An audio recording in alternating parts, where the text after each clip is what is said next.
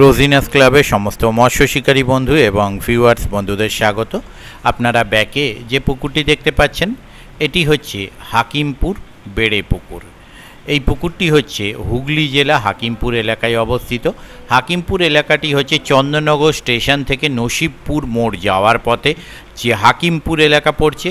Hakimpur high school যে আছে সেই হাই স্কুলের পাশ দিয়ে যে ঢালাই রাস্তা গেছে সেই ঢালাই রাস্তা কিছুটা গিয়ে পড়ছে হাকিমপুর। এই পুকুরে বিগত 2 বছর পাস চলেছে, সেই পাশের কিছু অংশ আমি আপনাদের সঙ্গে শেয়ার করছি পুকুরটির পরিবেশ বোঝার জন্য। তবে পুকুরটি সম্পূর্ণ বাগানের মধ্যে পুকুর। এই পুকুরে যারা মাছ ধরতে গেছেন তারা জানেন খুব সুন্দর পরিবেশের বাগানের মধ্যে একটি পুকুর।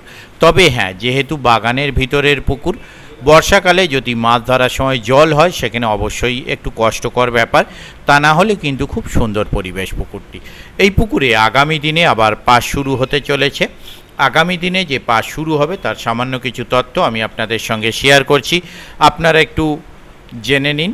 আর সম্পূর্ণ তথ্য অবশ্যই পরের ভিডিওর মাধ্যমে শেয়ার করব। সিটের মূল্য ওনারা রেখেছেন 3,500 টাকা, অথবা একদিনে একটি সিটের মূল্য 3,500 টাকা। 30শে জুলাই থেকে পাসটি শুরু হবে। 30শে জুলাইয়ের পর কদিন পাসটি চলার পর সাপ্তাহিকভাবে চলবে বা পরবর্তীতে কিভাবে চলবে সম্পূর্ণ তথ্য অবশ্যই পেয়ে যাবেন পরের ভিডিওয়।